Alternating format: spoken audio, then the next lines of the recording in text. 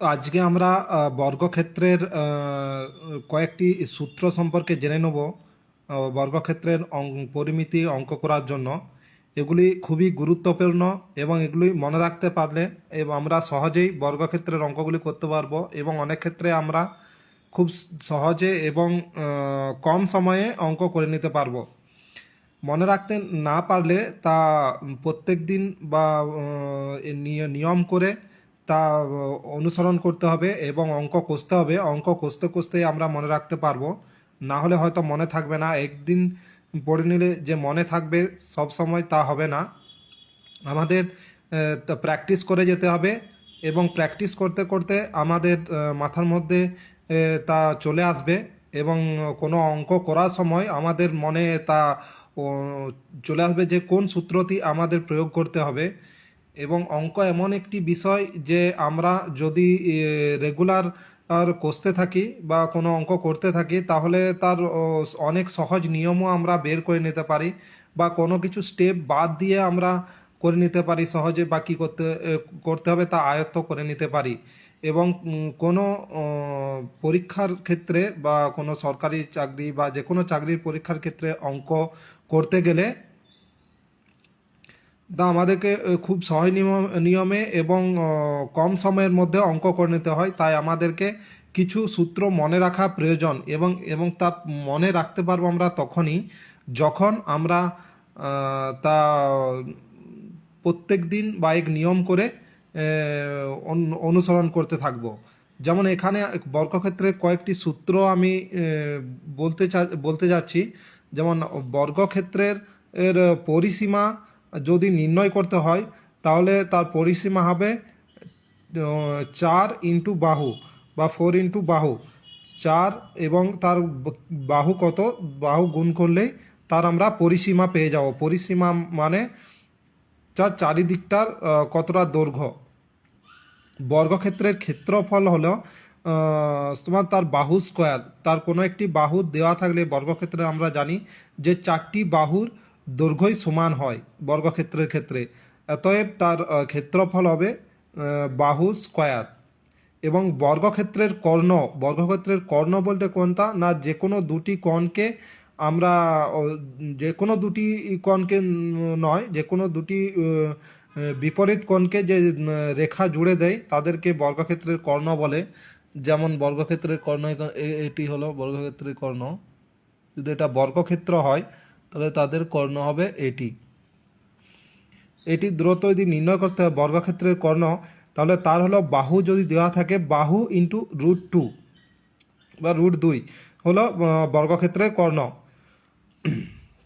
এটা কর্ণর দৈর্ঘ্য। বর্গক্ষেত্রের এবারে দেওয়া আছে কোনো অঙ্ক যদি দেওয়া থাকে যে বর্গক্ষেত্রের পরিসীমা বরাবর, পরিসীমা বলেছে চারিদিক, যে বর্গক্ষেত্রের চারিদিকে বাইরের দিকে যদি তার মিটার চওড়া রাস্তার ক্ষেত্রফল নির্ণয় করতে বলা হয় এবং যদি এই বর্গক্ষেত্রের বাহুর দৈর্ঘ্য মিটার হয়, বর্গক্ষেত্রের প্রতিটা বাহু যদি মিটার করে হলো, এবং তা যদি বাইরের দিকে বর্গক্ষেত্রের বাহু হয়তো দেওয়া থাকবে এবং তার মিটার চওড়া, রাস্তাটি মিটার চওড়া হবে বর্গক্ষেত্রের পরিসীমা বরাবর বাইরের দিকে যদি হয়ে থাকে তাহলে বাইরের দিকে বলতে এরকম হবে।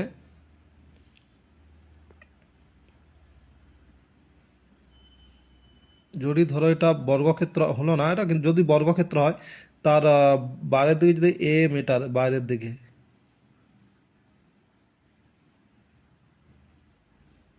যে বর্গক্ষেত্রে এটি অ্যাকচুয়ালি আমাদের বর্গক্ষেত্র এবং তার বাইরের দিকে পরিসীমা বরাবর যদি মিটার, এদিকেও মিটার চওড়া রাস্তা, এদিকেও বাইরের দিকে, এদিকেও মিটার, এদিকেও মিটার, এদিকেও মিটার যদি চওড়া রাস্তা হয় তাহলে তার রাস্তার ক্ষেত্রফল হবে 4 ইন্টু রাস্তা চওড়া এবং তার গণিত প্লাস বাহু। এবং যদি এটা ভিতরের দিকে হয়, ভিতরের দিকে যদি হয় এটা, ওটা বর্গক্ষেত্র, এটা যদি ভিতরের দিকে রাস্তাটা যদি এটা মিটার চওড়া হয় তাহলে ভিতরের দিকে হলে 4 ইন্টু বাহু ব্র্যাকেট বাহু মাইনাস হলো রাস্তার চওড়া। ব্র্যাকেট ক্লোজ, এটা হলো সূত্র। এবং বর্গক্ষেত্রের মাঝখানে দৈর্ঘ্য ও প্রস্থ বরাবর মিটার চওড়া রাস্তার ক্ষেত্রফল হলো, অর্থাৎ যদি বর্গক্ষেত্রের মাঝখানে দৈর্ঘ্য এবং প্রস্থ বরাবর ওর মিটার চওড়া রাস্তার ক্ষেত্রফল হবে 2 গণিত রাস্তা চওড়া রাস্তা গণিত বাহু প্লাস স্কোয়ার বর্গমিটার। এবং দুটি বর্গক্ষেত্রের ক্ষেত্রফলের অনুপাত যদি স্কোয়ার অনুপাত বি স্কোয়ার হয়, দুটি বর্গক্ষেত্র যদি থাকে এবং তাদের ক্ষেত্রফলের অনুপাত যদি স্কোয়ার অনুপাত বি স্কোয়ার বা square is to B square হয়, তাহলে বর্গক্ষেত্রটি বাহু বা পরিসীমা বা কর্ণের অনুপাত হবে ইস টু বি।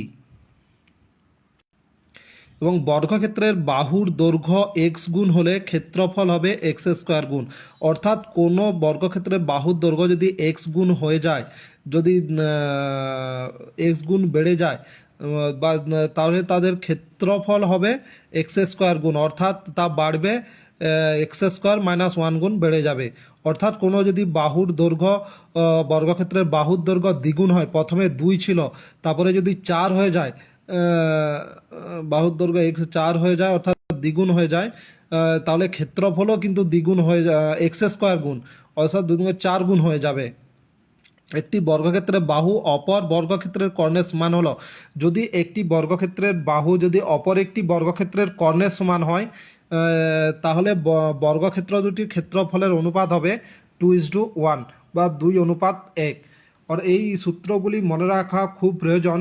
এই সূত্রগুলি ছাড়াও আমাদেরকে আরও সূত্র অঙ্ক কষার সময় পাওয়া যাবে, তো এই সূত্রগুলি মনে রাখতে চেষ্টা করো তোমরা, তাহলে আমরা সহজেই অঙ্কগুলি কষে নিতে পারবো। ধন্যবাদ ভিডিওটি দেখার জন্য। সঙ্গে থাকুন, শিখতে থাকুন। ভিডিওটি ভালো লাগলে শেয়ার করুন এবং পেজটি সাবস্ক্রাইব করুন, পেজটি শেয়ার করুন, লাইক করুন, কমেন্ট করুন। আরও কোনো সূত্র সহজ জানা থাকলে